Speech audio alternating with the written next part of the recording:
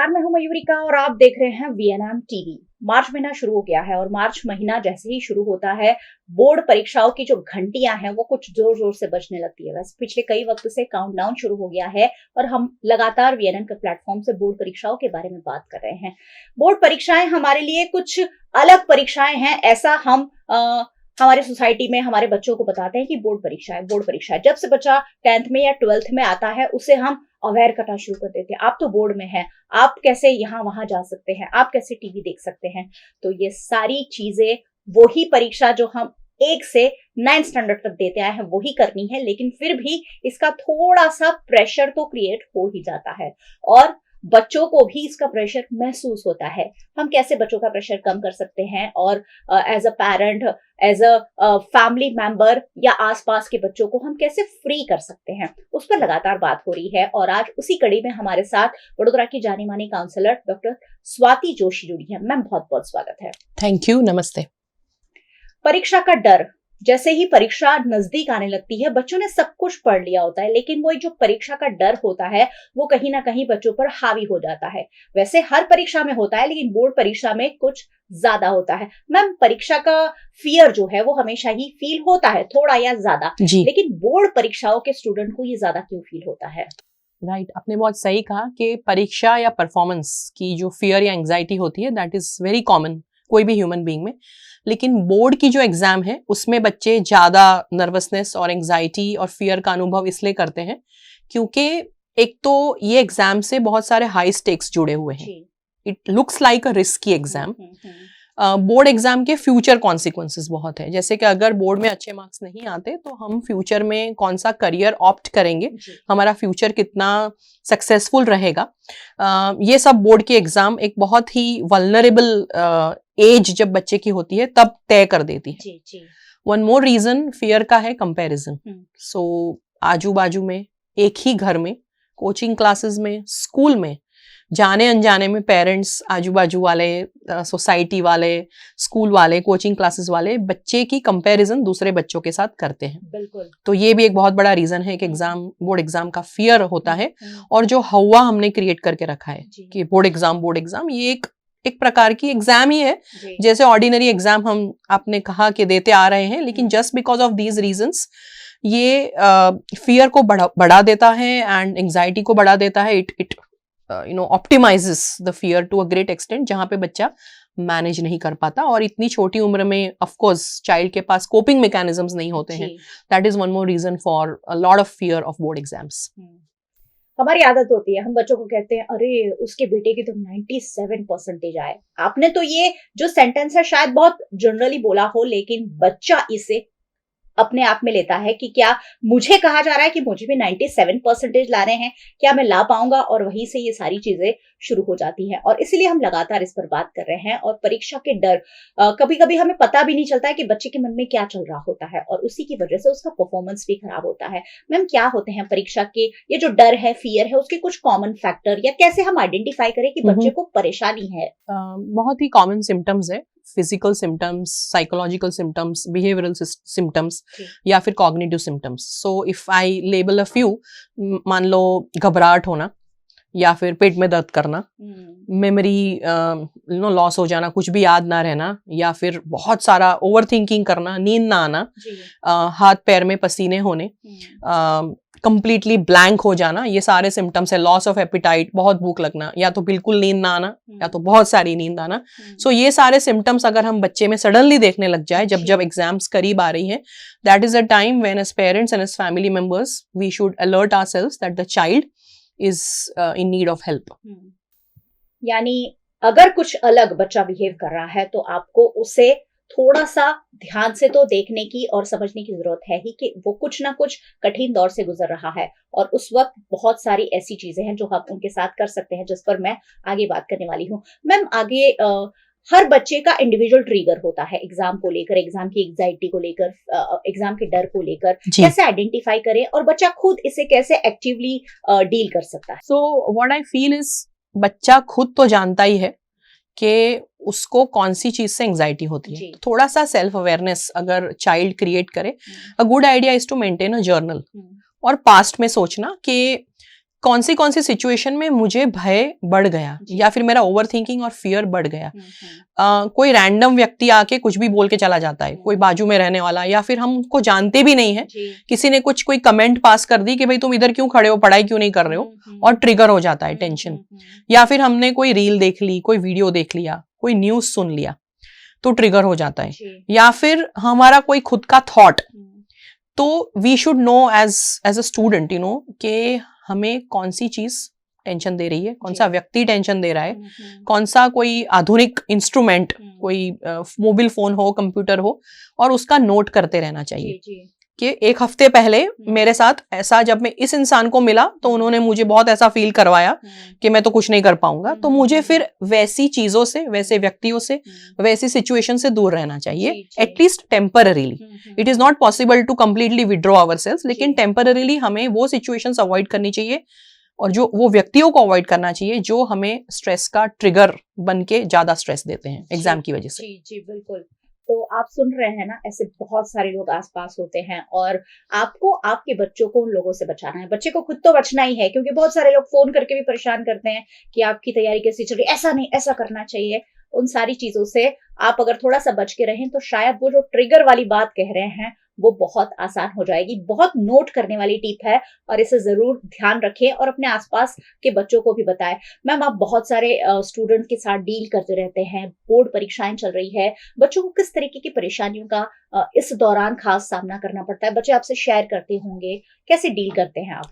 Most common complain is expectations, खुद की expectations, mentors की और फैमिली की एक्सपेक्टेशंस। बच्चों को भी अपने आप से एग्जैक्टली। सो बहुत कम उम्र में instead of enjoying the process, जो प्रक्रिया है एग्जाम देने की, सीखने की, उसे एंजॉय करने की जगह हम हमारे जो इस युग के बच्चे हैं, मैं लेबल नहीं करूंगी, जनरलाइज नहीं करूंगी, लेकिन फिर भी ज्यादातर केसेस जो मैं देखती हूँ, एंड रिजल्ट मेरा परफेक्ट और अच्छा ही आना चाहिए, फेलियर तो कभी नहीं होना चाहिए, कम मार्क्स भी नहीं आने चाहिए। तो दिस इज वन थिंग जो ज्यादातर बच्चे सफर करते हैं कि I should be the best. Now everybody can not be the best, सब बेस्ट नहीं हो सकते। दूसरा जो मैंने कहा कि एक्सपेक्टेशंस है, सामाजिक एक्सपेक्टेशंस, 10th और 12th में अच्छे नंबर आने ही चाहिए, इससे भी जूझते हैं बहुत सारे बच्चे इमोशनली। तो this is one issue. Again I feel that जो विज्ञापन होते हैं बहुत सारे कोचिंग क्लासेस के, अगेन मैं लेबल नहीं करना चाहूंगी कोई भी कोचिंग क्लास को, लेकिन उसकी वजह से भी स्ट्रेस बढ़ जाता है। तो ये भी एक चीज मैं देख रही हूँ कि ये वाले कोचिंग क्लास में सारे अव्वल नंबर वाले बच्चे जाते हैं, एंड मैं भी यहाँ जाता हूँ, तो अगर मैं परफॉर्म नहीं कर पाया तो क्या होगा, मैं अपने परिवार का नाम डुबो दूंगा, या फिर वो क्लास का या फिर वो टीचर का नाम डुबो दूंगा। उसकी वजह से ये डील करना मुश्किल हो जाता है। So this is what majorly जो केसेस मेरे पास आते हैं, विड्रॉल होता है, एग्जाम नहीं देना चाहते क्योंकि हमें लगता है कि हम परफॉर्म नहीं कर पाएंगे। So many students decide exam के 4 दिन पहले, एग्जाम के हफ्ते पहले, महीने पहले कि हमें एग्जाम ही नहीं देनी है, ड्रॉप ले लेते हैं ताकि हम नेक्स्ट ईयर बेटर परफॉर्म कर पाएंगे। सो एक विड्रॉल के भी completely withdrawing themselves from giving or appearing for the exam, ये भी एक देखा गया है। तो आप सोचिए, पूरे साल बच्चे ने मेहनत की है और एंड मोमेंट पे अगर वो सोचता है कि उसे नहीं करना है या वो नहीं कर पाएगा, तो बच्चे की फेलियर नहीं है, कहीं ना कहीं हमने उस माहौल में उसे रखा है, ये हमारी फेलियर है और उस फेलियर से हमें बच्चों को बचाना है। हमारा माइंडसेट पॉजिटिव होना चाहिए और बच्चों का माइंडसेट भी हम इसी तरीके का रख सकते हैं। बच्चों का माइंडसेट है वो उनकी अच्छे परफॉर्मेंस में कैसे यूजफुल साबित हो सकता है और ये सारी नेगेटिव चीजों से दूर रखा जाए। माइंडसेट बहुत ही महत्वपूर्ण और क्रूशियल चीज है जो हम ओवरनाइट तो कल्टीवेट नहीं कर सकते, बचपन से ही कल्टीवेट कर सकते हैं। बहुत सारे अनुभव भी हमारे साथ ऐसे होते हैं जो हमारा माइंडसेट कल्टीवेट करता है। लेकिन डेफिनेटली कोई भी प्रकार के फियर को या एग्जाम की एंजाइटी को फेस करने के लिए पॉजिटिव और resilient mindset plays a very big role. By positive mindset I mean कुछ भी होगा मैं ये प्रोसेस को फेस करूंगा, और by resilient mindset maybe any difficulty if I face, मैं उसको ओवरकम करके सीखूंगा कि डिफिकल्टीज को कैसे ओवरकम करते हैं, मिस्टेक्स को कैसे सुधारते हैं। ये रेजिलिएंट माइंडसेट होना बहुत जरूरी है। सो अगर हमारा माइंडसेट प्रॉब्लम फोकस्ड है या फिर सिर्फ रिजल्ट फोकस्ड है तो डिफिकल्ट हो जाता है, लेकिन अगर बच्चे का माइंडसेट सोल्यूशन फोकस्ड है, प्रोसेस फोकस्ड है, तो वो पूरी प्रक्रिया को एंजॉय करेगा और शायद 20 साल बाद बोर्ड की एग्जाम को याद करके हंसेगा और दूसरों yes. को बताएगा कि ये मेरे साथ हुआ, तुम ऐसा कर सकते हो। नहीं कि वो 20 साल बाद भयानक सपने आए फिर भी बोर्ड एग्जाम के। तो process related positive and solution oriented mindset अगर बच्चे का हो तो ये ना ही उसको पढ़ाई में मदद करेगा, एंजाइटी के साथ डील करने में भी बहुत ही मदद रूप रहेगा। जी, यानी माइंडसेट, एक सेट माइंडसेट रखना बहुत ज्यादा जरूरी है अगर बोर्ड एग्जाम दे रहे हैं। बोर्ड एग्जाम नहीं, वैसे हर एग्जाम में और लाइफ के हर पड़ाव में ये जरूरी है, लेकिन अभी बहुत प्रेशर वाला माहौल जब बोर्ड परीक्षा होगा, खासकर गुजरात में इतना ज्यादा पढ़ाई को फोकस किया जाता है, शायद बोर्ड परीक्षा का इतना ज्यादा हुआ और स्टेट्स में नहीं होता है जितना गुजरात में हमारे बच्चों को हमने प्रेशर में डाला हुआ है। और यहाँ बहुत इंपॉर्टेंट भूमिका अदा करते हैं पेरेंट्स। तो पेरेंट्स का रोल क्या होना चाहिए, ये मैं जानना बहुत ज्यादा जरूरी और आप सबको समझाना जरूरी समझती हूँ कि पेरेंट्स का रोल बहुत ज्यादा इंपॉर्टेंट है। मैं पेरेंट्स को कैसा रोल अदा करना चाहिए कि बच्चे को प्रेशर से बाहर निकाले, उन्हें एंजाइटी से दूर रखे और अच्छा रिजल्ट लाने में पेरेंट्स कैसे हेल्पफुल साबित हो? बच्चों से ज्यादा स्ट्रेस में आजकल पेरेंट्स होते हैं। बिल्कुल। मुझे कभी कभी लगता है कि पेरेंट्स की बोर्ड एग्जाम है, दूसरी वाली, पहली तो दे चुके हैं खुद, अब दूसरी दे रहे हैं क्योंकि बच्चे की एग्जाम है। तो सबसे पहले मैं कहूंगी कि पेरेंट्स को क्या करना चाहिए, खुद काम डाउन होना चाहिए और दूसरा एक रियलिस्टिक एक्सपेक्टेशन रखना चाहिए। अगर आपका चाइल्ड बचपन से लेके 10th और 12th तक एवरेज रहा है, it is not possible now कि वो डिस्टिंक्शन लाए, तो उसके मार्क्स एवरेज ही आने वाले हैं, कोई मैजिक नहीं होने वाला और इस चीज को एक्सेप्ट करना बहुत जरूरी है। So we should expect whatever is the result वो रियलिस्टिक होना चाहिए। दूसरा जो है, पेरेंट्स को एक ओपन कम्युनिकेशन बच्चे के साथ रखना चाहिए। अगर बच्चा आपको आके कहता है कि मुझे बहुत टेंशन हो रही है, मैं एग्जाम नहीं देना चाहता हूँ, मुझे पूरी रात नींद नहीं आई, मैं जो भी पढ़ता हूँ याद नहीं कर पा रहा हूँ, this is a warning sign. So instead of attacking the child के ऐसे कैसे एग्जाम है तो तुम्हें ऐसा तुम पढ़ने बैठो, तुमको ऐसे ख्याल क्यों आते हैं, you should comfort the child. ठीक है, तुम्हें अगर ऐसा होता है तो हम समझ सकते हैं, ऐसा सबके साथ होता है, आप अकेले नहीं हो, दिस इज नॉर्मल। और उसको कंफर्ट करना चाहिए, हक करना चाहिए, उसको हेल्प करना चाहिए to deal with that particular emotion या जो ट्रिगर उसके साथ हो के उसको स्ट्रेस हो रहा है, नहीं कि उसको ज्यादा स्ट्रेस में लाए। So this is what parents can do. Child को कंफर्टिंग पॉजिटिव एटमॉस्फेयर प्रोवाइड करना पेरेंट्स की जिम्मेदारी है और उसके लिए खुद हमें पहले काम और पॉजिटिव होना जरूरी है। बिल्कुल। तो मुझे लग रहा है कि बच्चों को साथ साथ पेरेंट्स को देखने वाला एपिसोड भी है कि बहुत ज्यादा जरूरी है कि पेरेंट्स अपने आप को बैलेंस रखे और पैनिक ना हो। बहुत सारे पेरेंट्स मैंने देखे जो पैनिक हो जाते हैं, नौकरी धंधा छोड़कर अपने घर में बैठ जाते हैं कि बच्चों की बोर्ड एग्जाम है। अच्छी बात है कि आप बच्चों पर ध्यान दे रहे हैं, लेकिन ओवर कंसंट्रेशन बिल्कुल ना करिए, नहीं तो बच्चा दबाव महसूस करेगा। जब भी बच्चे बोर्ड परीक्षा में होते हैं, काफी सारी चीजें हम उन्हें, हर कोई समझाता है कि आप टाइम मैनेजमेंट करिए, स्टडी प्लान बनाइए, लेकिन इसका कोई ठोस जवाब सबके पास नहीं होता है। कैसे होता है ये स्टडी प्लान और टाइम मैनेजमेंट? देखो, स्टडी प्लान पहले दिन से करना चाहिए, साल का जो पहला दिन होता है तब से। तो जिन बच्चों को अभी 1 साल बाकी है बोर्ड के लिए, मैं उनके लिए भी कुछ कहूंगी, और जो बच्चे अभी बोर्ड्स दे रहे हैं जो नजदीक के समय में आने वाली है, मैं उनके लिए भी कुछ कहूंगी। जिनके पास पूरा साल पड़ा है, आप ऐसे प्लान कर सकते हो कि जो चीजें आपको नहीं आती है, डिफिकल्ट है, समझने में देर लगती है, उस पे आप ज्यादा फोकस कीजिए और उसकी प्रैक्टिस कीजिए।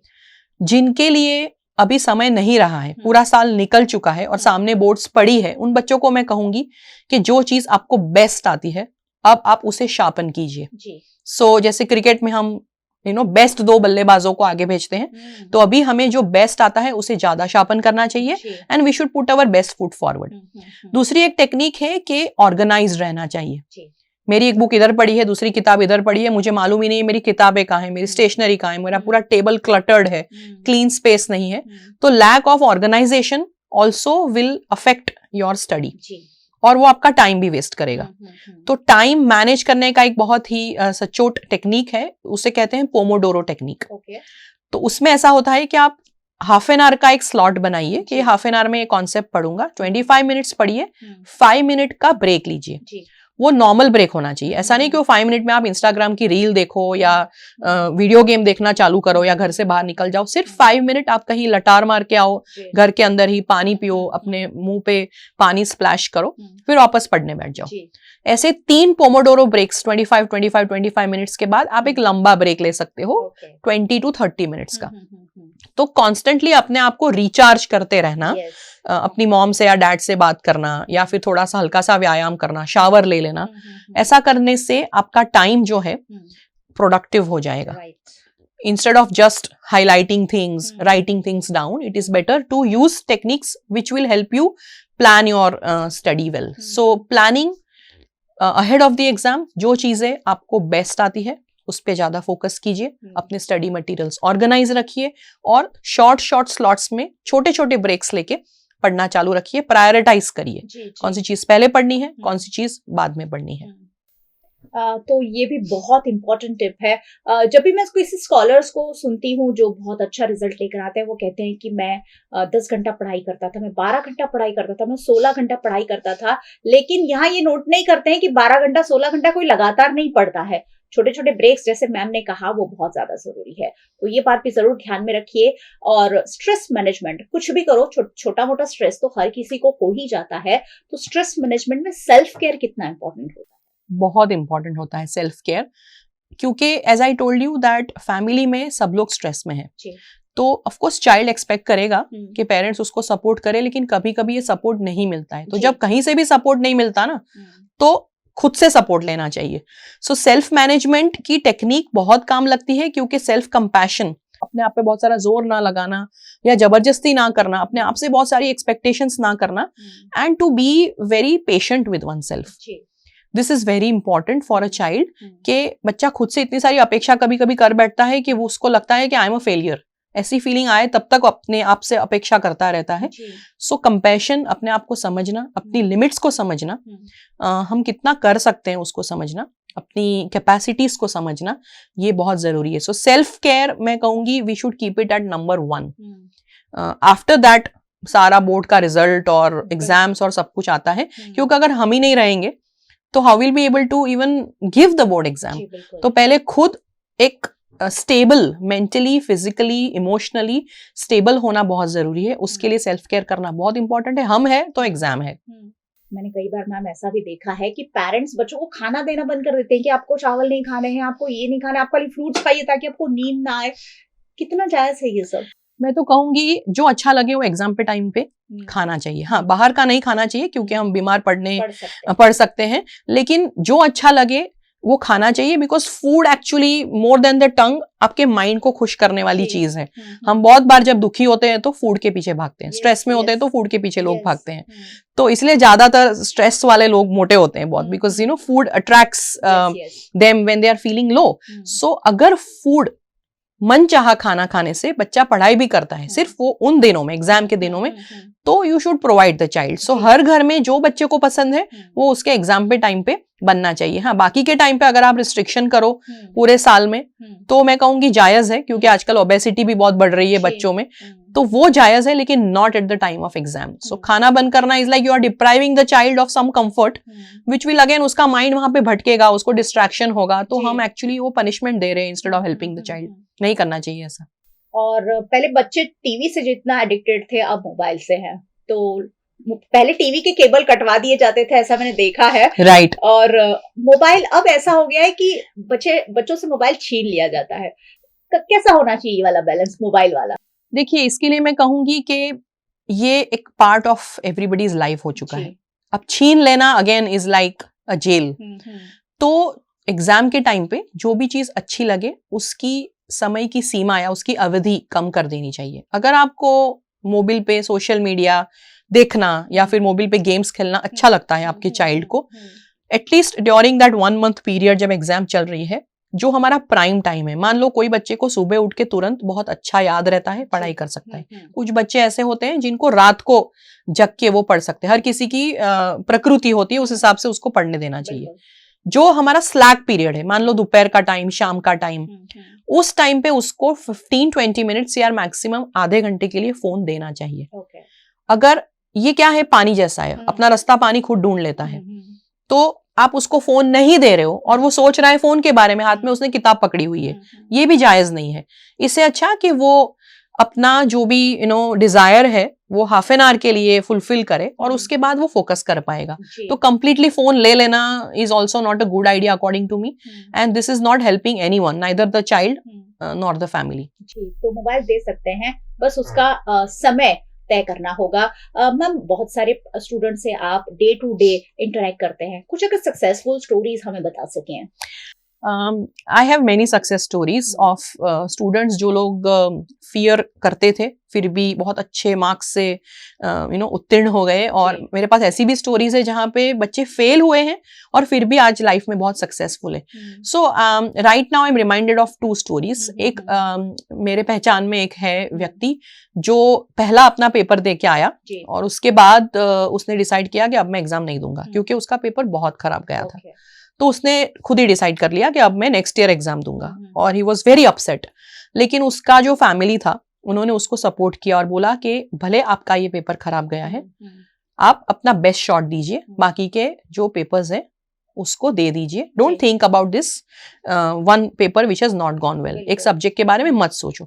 उसने बोला मैं तो फेल ही होने वाला हूँ। फैमिली ने बोला कोई बात नहीं, there was no scolding, there was no punishment, no threat, nothing. उसने एग्जाम दे दी। जब रिजल्ट आया तब पूरा फैमिली रेडी था कि बच्चा फेल होने वाला है। Everybody was taking care of him. He passed with 36%. And finally one day this person made it to all the interviews of Google. उसने गूगल के सारे राउंड्स इंटरव्यूज के क्रैक कर लिए। सो जो इंसान के 36% आए, आप ही बताओ क्या वो गूगल के सारे इंटरव्यू क्रैक कर सकता है? नहीं। इसका मतलब ये हुआ कि वो जो एग्जाम थी that is not the only exam जो प्रूफ करता है कि आप केपेबल हो या नहीं केपेबल हो। ये एक स्टोरी है जहां पे बिकॉज ऑफ फियर वो एग्जाम नहीं देना चाहता था, दे दी, and now that person is very successful. मेरे पास एक दूसरी स्टोरी है। एक व्यक्ति 3 बार फेल हुआ 12th स्टैंडर्ड में। उसके बाद उसने हार मान ली और उसने फार्मिंग शुरू कर दी। 6 महीने के बाद उसको लगा कि मैं इसके लिए नहीं बना हूं, एंड द पर्सन डिसाइडेड कि मैं फॉरेन चला जाऊंगा। फॉरेन जाने के बाद उसने ग्रेजुएशन की पढ़ाई कंप्लीट की, और जब कोविड आया तो उसका जॉब छूट गया। उसने खुद का एक बिजनेस चालू किया जहां पे वो जो स्पोर्ट्स की स्मार्ट वॉचेस होती है उसका आउटर बॉडी का डिजाइन करता था, डिजाइनिंग। सडनली एप्पल कंपनी ने इस व्यक्ति को स्पॉट किया, उसकी पूरी कंपनी खरीद ली, और अभी ये व्यक्ति एप्पल कंपनी में he is a head of designs of all the smart watches. And this person 3 bar 12th में फेल हो चुका है। सो failure and fear both are not the end results. That's not the end of your life. Yes. But absolutely, it teaches you how to spring back. और हमेशा हम जब look back करते हैं कि मैं अगर ये सिचुएशन के साथ डील कर पाया जब मैं इतना छोटा था, only and only because of support from friends, family, siblings, then why not I do it just now, जब मैं खुद vulnerable नहीं हूँ, capable हूँ।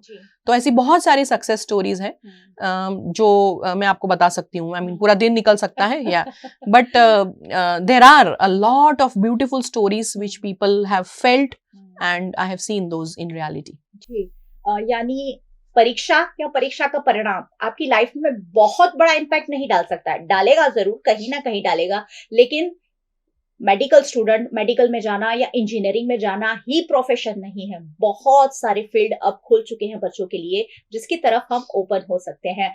ये चर्चा बहुत एंडलेस हो सकती है, लेकिन अब एंड नोट पर एक अच्छा सा मैसेज लेकर मैं इसे पूरा करना चाहूंगी। मैम, क्या कहेंगे ऑल इंक्लूसिव, कुछ अगर आप इंक्लूडेड कहना चाहें?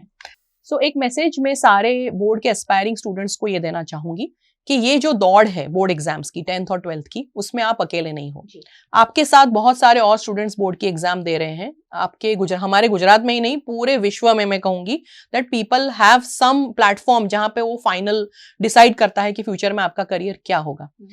सपोर्ट सीख करना, जब आप फील करो कि मैं मुश्किल में हूं, मुझे एंग्जाइटी हो रही है, कभी ना चूकिए। Always try to seek support. Tell your parents, tell your mentors. आपके अगर ऐसे टीचर है जो आपको समझ सके, आपके पेरेंट्स में से, दोनों में से कोई एक अगर आपको समझ सके, seek support. But at the same time don't withdraw yourself. Experience that struggle, experience that emotion, and give your best shot. Harivansh Rai ji Bachchan की एक कविता है, मैं उसमें से जो आखिर की 4 पंक्तियां है वो अपना फाइनल मैसेज देना चाहूंगी, थोड़ा सा उसको चेंज करके। और वो कविता है कि असफलता एक चुनौती है, उसे स्वीकार करो। क्या कमी रह गई देखो और सुधार करो। जब तक ना सफल हो तुम, नींद चैन को त्यागो तुम। मैं नहीं कहूंगी नींद चैन को त्यागो तुम, अच्छी सी नींद लो, चैन भी अच्छा रखो, लेकिन मैं कहूंगी जब तक ना सफल हो तुम, कोशिश को मत त्यागो तुम।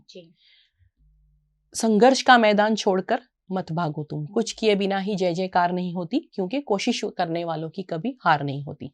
सो keep trying, give your best shot, and this is not the last exam of your life, this is the first exam of your life. Enjoy it and learn something out of it. जी बिल्कुल, कोशिश करने वालों की कभी हार नहीं होती है, और एग्जाम कोशिश है।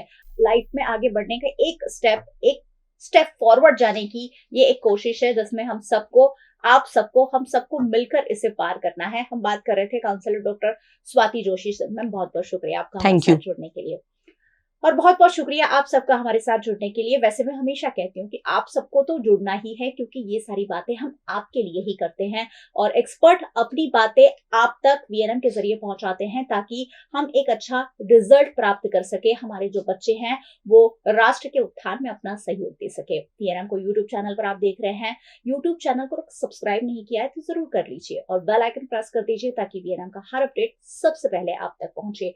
फेसबुक पर देख रहे शेयर जरूर कीजिए, क्योंकि आसपास बहुत सारे बच्चे बोर्ड एग्जाम दे रहे हैं, तो सब तक ये बातें पहुंचना जरूरी है। आप हमें ओटीटी प्लेटफॉर्म्स पर देख रहे हैं, डेली हंट, वोडाफोन टीवी, जियो टीवी और जियो टीवी फाइबर 498 नंबर के चैनल पर वीएनएम टीवी को 24 घंटे लगातार देखा जा सकता है। देखते रहिए वीएनएम, जुड़े रहिए वीएनएम के साथ। नमस्कार।